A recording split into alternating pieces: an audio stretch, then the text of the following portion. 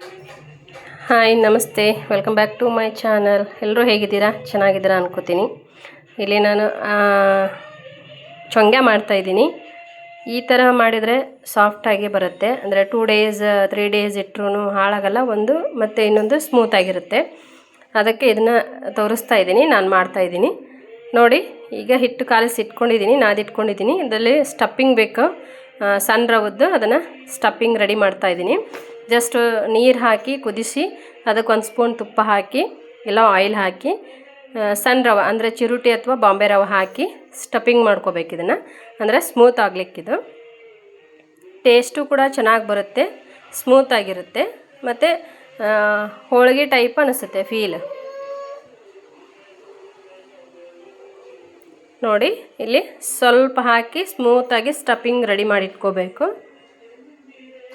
ನೋಡಿ, ಇಷ್ಟಾದರೆ ಸಾಕು. ಸ್ವಲ್ಪ ಅಂದರೆ ಒಂದು 10 to 15 ಚೊಂಗ್ಯಕ್ಕೆ ಇಷ್ಟು ಸ್ಟಫಿಂಗ್ ಆದರೆ ಸಾಕು. ಇಲ್ಲಿ ನೋಡಿ, ಚೊಂಗ್ಯ ಮನೆ ತೊಗೊಂಡಿದ್ದೀನಿ ನಾನು. ಆಯಿಲ್ ಹಚ್ಚಿ ಅದನ್ನು ಸ್ಟಫಿಂಗ್ ತುಂಬ್ಕೊತೀನಿ ಇವಾಗ. ಅಂದರೆ ಈಸಿಯಾಗಿ ಹೇಳುತ್ತೆ ಆಯಿಲ್ ಹಚ್ಚಿದರೆ.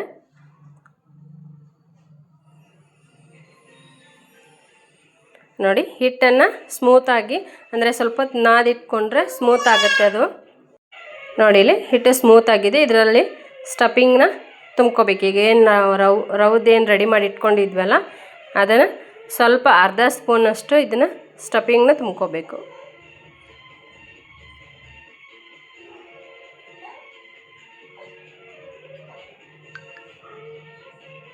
ನೋಡಿ, ಇಷ್ಟಾದರೆ ಸಾಕು, ಜಾಸ್ತಿ ಬೇಡ.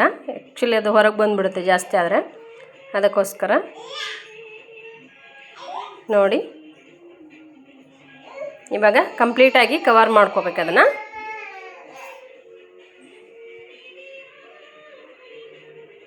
ನೋಡಿ, ಎಲ್ಲಿನೂ ಕಾಣದೇ ಇರೋ ಥರ ಕಂಪ್ಲೀಟಾಗಿ ಕವರ್ ಮಾಡಿಕೊಂಡು ಇವಾಗ ಚೊಂಗೆ ಮಣಿ ಅದ್ರ ಮ್ಯಾಗ ಹಾಕ್ಕೊಂಡು ಇದನ್ನು ಲಟ್ಟಿಸ್ಕೋಬೇಕು. ತುಂಬ ತಿಳುವಾಗಿ ಬರುತ್ತೆ ಮತ್ತು ಹಾಗೆ ಸ್ಮೂತಾಗಿ ಬರುತ್ತೆ. ಕೆಲವೊಂದು ಸಲ ಏನಾಗುತ್ತೆ, ನಾವು ಓನ್ಲಿ ಚಪಾತಿ ಹಿಟ್ಟಲೆ ಮಾಡಿದರೆ ಅಥವಾ ಮೈದೆ ಹಿಟ್ಟಲೆ ಮಾಡಿದರೆ ಏನಾಗುತ್ತೆ, ಅದು ತಿಳುವಾದರೂ ಕೂಡ ಸ್ಮೂತಾಗಿ ಬರೋದಿಲ್ಲ, ಅಂದರೆ ಮಿದುವಾಗಿ ಬರೋದಿಲ್ಲ. ಇದನ್ನು ಸ್ಟಫಿಂಗ್ ಹಾಕಿ ಮಾಡೋದ್ರಿಂದ ಸ್ಮೂತಾಗಿ ಹೋಳಿಗೆ ಫೀಲ್ ಆಗುತ್ತೆ ತಿನ್ನಕತ್ತಾಗ. ಈ ಥರ ಮಾಡಿಕೊಂಡ್ರೆ ಟೇಸ್ಟಾಗಿ ಬರುತ್ತೆ ಅಂತ ಹೇಳ್ತಾಯಿದ್ದೀನಿ. ಮಾಡ್ಕೋಬೋದು, ನೀವು ಮಾಡ್ಕೊಂಡು ಒಂದ್ಸಲ ಟ್ರೈ ಮಾಡಿರಿ. ಹಾಗೆ ಹೇಗಿತ್ತು ಅಂತ ಕಮೆಂಟ್ ಮಾಡಿ. ಹೊಸದಾಗಿ ಯಾರಾದರೂ ನೋಡ್ತಾ ಇದ್ದರೆ ಪ್ಲೀಸ್ ಸಬ್ಸ್ಕ್ರೈಬ್ ಮಾಡ್ಕೊಳ್ಳಿ. ಹೊಸಬ್ರು ಏನಾದರೂ ನೋಡ್ತಾ ಇದ್ದರೆ ಪ್ಲೀಸ್ ಸಪೋರ್ಟ್ ಮಾಡಿ. Thank you.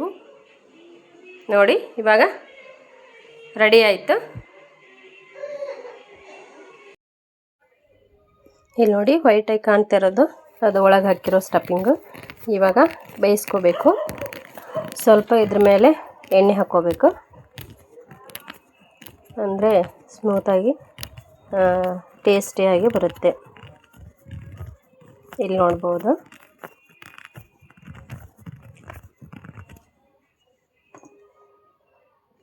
ಕೆಳಗೆ ಮೇಲೆ ಬೇಯಿಸ್ಕೊಂಡಾದ್ಮೇಲೆ ನೋಡಿ ಈ ಥರ ಕಾಣಿಸುತ್ತೆ. ಅದು ವೈಟ್ ಇರೋದು ಸ್ಟಫಿಂಗು, ಅಂದರೆ ಸಣ್ಣ ರವ್ದೆ ಸ್ಟಫಿಂಗ್ ಹಾಕಿದ್ವಲ್ಲ ಅದು ಚೆನ್ನಾಗಿ ಟೇಸ್ಟಾಗಿ ಬರುತ್ತೆ. ಮಾಡ್ಕೊಳ್ಳಿ ಒಂದು ಟೈಮ್ ನೋಡಿ, ಚೆನ್ನಾಗಿ ಬರುತ್ತೆ. ಇವಾಗ ಅದ್ರ ಮ್ಯಾಗ ತುಪ್ಪ ಹಾಕ್ತಾಯಿದ್ದೀನಿ. ನೋಡಿ, ಇದ್ರ ಮೇಲೆ ನೀವೇನು ಪುಟಾಣಿ ಹಿಟ್ಟಿಂದೇನು ಮಾಡಿ ಇಟ್ಕೊಂಡಿರ್ತೀರಲ್ಲ ಸ್ವೀಟ್, ಅದನ್ನು ಹಾಕ್ಕೋಬೇಕು.